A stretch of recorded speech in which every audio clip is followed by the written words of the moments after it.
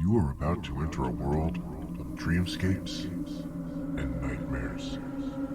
A world where the surreal is real, and you will encounter things humanity was never meant to know.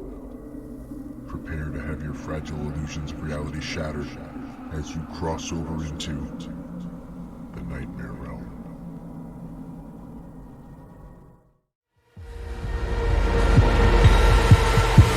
Santa Claus howls again.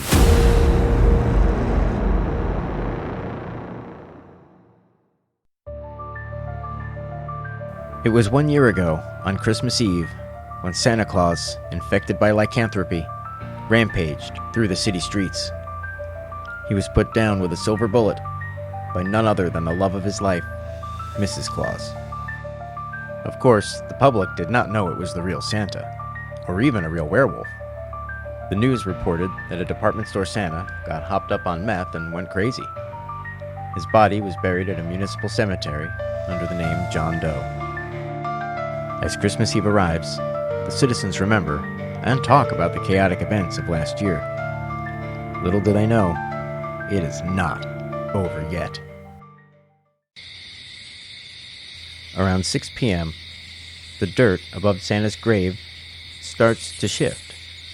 Then suddenly, a burst of what looks like sparkling glitter and light bursts from the ground and starts to swirl around above the grave. After a moment, the lights and glitter coalesce into the form of a naked, overweight old man with white hair and a long beard. He looks confused, but one thing is certain. Thanks to Christmas magic, Santa Claus has returned. He rubs his eyes and surveys his surroundings. Where am I? Who am I? Santa starts to wander off towards the gates of the cemetery and towards the city streets.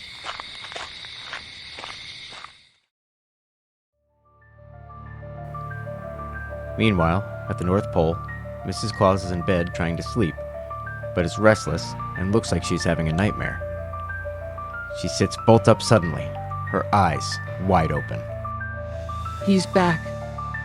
She takes a deep breath and tries to calm herself. She throws off the covers and walks towards her dresser calmly. She opens the top drawer and takes a small wooden box out. She opens the box to reveal a revolver and a few silver bullets. I'll see you soon, my love.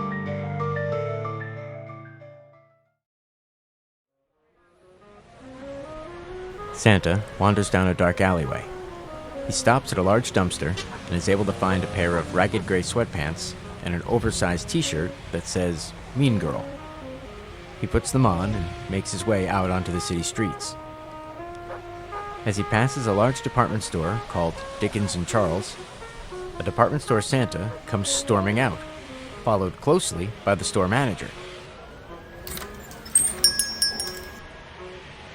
I don't give a damn. I'm out of here. That's the third little shit who pissed on my leg tonight. Don't the parents know how to potty train the little monsters? But it's Christmas Eve. Where the hell am I supposed to find another Santa at this kind of notice? Everybody's already booked. Not my problem, pal. I'm out. The department store Santa turns and storms off. As he does, he bumps into the real Santa. Hey, watch it, buddy.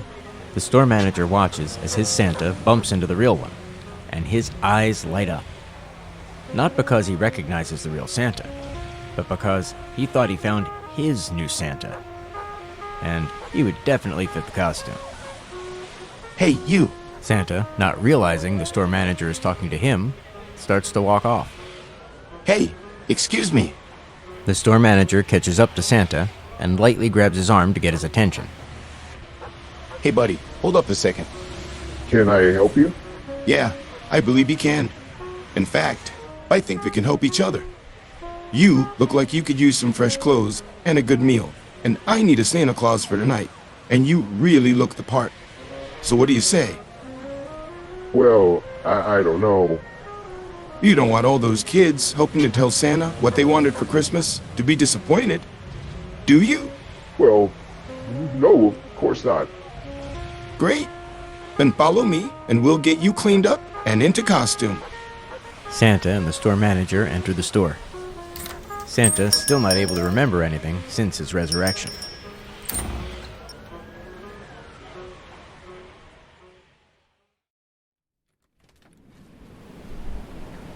Back at the North Pole, Mrs. Claus walks towards the reindeer pen with a look of stark determination on her face. She approaches one of the reindeer and pets its head. Rudolph, dear, Mommy needs your help. Rudolph's nose glows as he gets to his feet.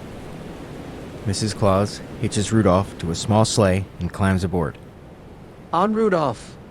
Rudolph starts to run, and Mrs. Claus sprinkles some magic dust over him.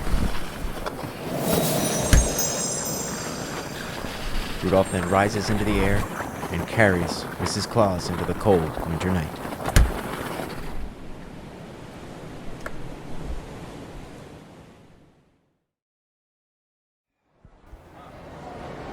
Santa adjusts his costume.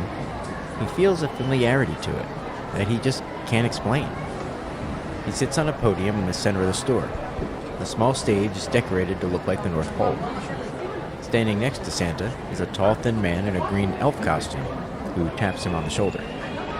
You ready, Santa? Yeah, I'm good. Okay, kids. Santa is ready to see you all. A small boy walks up, and the elf picks him up and sits him on Santa's lap. Hello, Timmy. Wow. Santa knows my name. And what would you like for Christmas this year? I really want the new Lightning Cat's King Leo figure. Well, let's see what Santa has in his sack. Santa reaches into a large burlap sack next to him and pulls out the Lightning Cat's figure that Timmy wanted. The child's eyes widen in delight as Santa hands him the toy. Here you go. You were very good this year. Thank you, Santa. I'm leaving out extra cookies tonight. Timmy gets down and runs back to his mother, who smiles at seeing Timmy so happy. Well, that was really nice of Santa. I have been looking all over for one of those, with no luck. The elf looks confused. Hey, Santa. First of all, how the hell did you know that kid's name? I don't know. I just did. And second, where the holy hell did you get that figure from? We've been out of stock for days now. Besides, that sack is only supposed to have candy canes in it. Again, I don't know. I just reached into the sack and it was just there. The full moon comes into view in the skylight above. As the department store is bathed in its light, Santa starts to feel nauseous, and his head begins to pound. Hey, you okay? Oh man, did they get another drunk? What is it with these guys? Santa doubles over and starts to grunt in pain.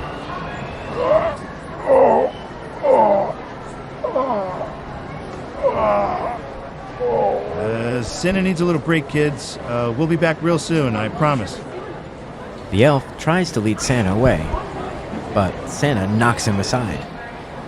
Santa's body is quickly covered by white fur, and his face stretches into a canine snout. Santa Claus throws his head back and bays at the full moon above as he basks in its light. The shoppers begin to scream and scatter. The elf tries to run, but the sudden movement catches Santa's attention. Santa rakes his claws across the elf's back as the elf screams in pain. Oh God. No. Please. Just as Santa is about to bite the fallen elf, little Timmy breaks free from his mother's grip and runs over to Santa. Santa, no! Santa snarls as he snaps his attention to the boy. He turns slowly and growls as he approaches the child. Santa? Santa howls.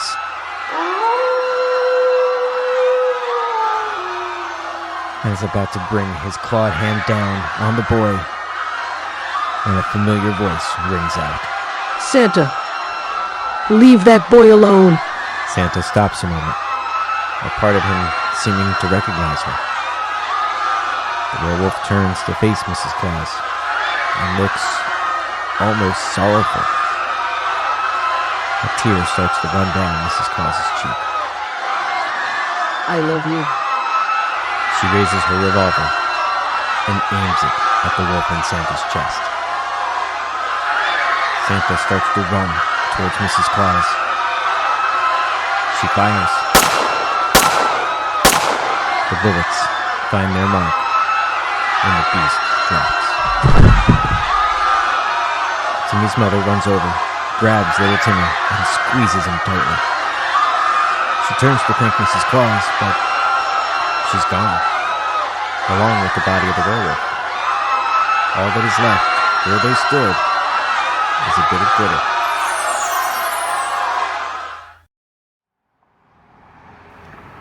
On the roof of the store, the Santa Wolf's body again takes its human form as he gasps his final breaths. Thank you, my love. And with that, his eyes close and his breathing stops. Mrs. Claus cradles his body for a few minutes, tears streaming down her face. She then loads him into the small sleigh. Let's get you back home, where we can give you a proper burial. On, Rudolph. Rudolph obeys and takes flight, and they disappear into the night.